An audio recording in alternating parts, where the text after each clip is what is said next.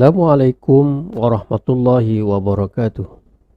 Anak-anak yang dikasihi, insyaAllah kita sambung lagi pelajaran, iaitu pelajaran sirah.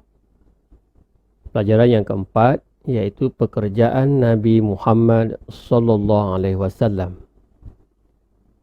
Sebelum kita belajar, insyaAllah sama-sama kita membaca doa belajar. Bismillahirrahmanirrahim. Rabbi israh li sadri wa yassir li amri wahlul 'uqdatam min lisani yafqahul qawli. Allahumma iftah alaina hikmata wa anshur alaina min khazaini rahmatika ya arhamar rahimin. Walhamdulillahi rabbil alamin.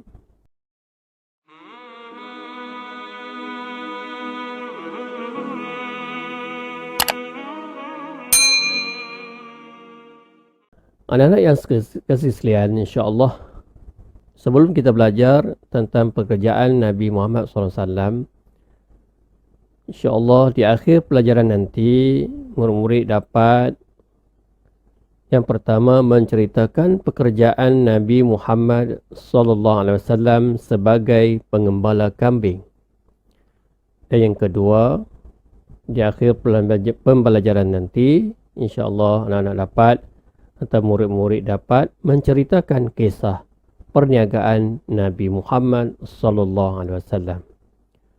Okey, kita teruskan dengan unit yang pertama, iaitu Nabi Muhammad sallallahu alaihi wasallam mengembala kambing. Selepas kematian ibu dan datuknya, Nabi Muhammad sallallahu alaihi wasallam tinggal dengan bapa saudaranya yang bernama Abu Talib. Nabi Muhammad sallallahu alaihi wasallam bekerja mengembala kambing kepunyaan penduduk Mekah. Baginda menerima upah yang mencukupi untuk menampung kehidupannya. Inilah kisah Nabi Muhammad sallallahu alaihi wasallam mengembala kambing, di mana selepas kematian ibu dan datuknya, Nabi Muhammad SAW tinggal bersama dengan bapa saudaranya yang bernama Abu Talib. Jadi Nabi Muhammad SAW bekerja mengembala kambing punyaan penduduk Mekah. Walau bagaimanapun, baginda menerima upah yang mencukupi untuk menampung kehidupan mereka. Kita teruskan dengan unit yang kedua. Nabi Muhammad sallallahu alaihi wasallam berniaga. Nabi Muhammad sallallahu alaihi wasallam pergi ke Syam ketika berumur 12 tahun untuk berniaga bersama bapa saudaranya yang bernama Abu Talib. Ketika berumur 25 tahun, Nabi Muhammad SAW sekali lagi pergi ke Syam untuk berniaga di sana. Kali ini baginda menjadi ketua rombongan dengan membawa barang dagangan kepunyaan Khadijah.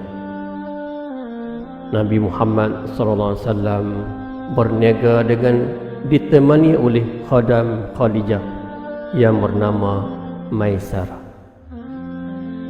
Baginda berniaga di Syam dengan jujur dan mendapat keuntungan yang besar.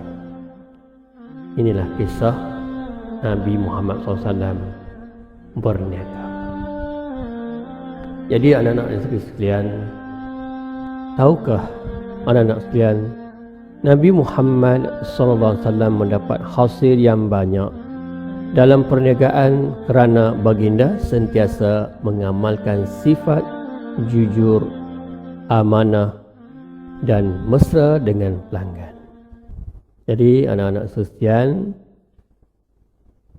orang yang berniaga yang penuh dengan kejujuran, sifat kejujuran, amanah dan mesra pada pelanggan, insya-Allah akan mendapat keberkatan daripada Allah Subhanahu wa taala. Jadi anak-anak sekalian, sebelum berakhir, amalkan doa supaya dipermudahkan sesuatu urusan. Rabbi yassir wa la tu'assir. Rabbi yassir wa la tu'assir. Itulah doa, dan anak-anak boleh hafal. Apabila apa-apa kita buat pekerjaan, bacalah doa ini. Rabbi yassir wa la tu'assir. Sekian sahaja untuk pelajaran pada hari ini. Assalamualaikum warahmatullahi wabarakatuh.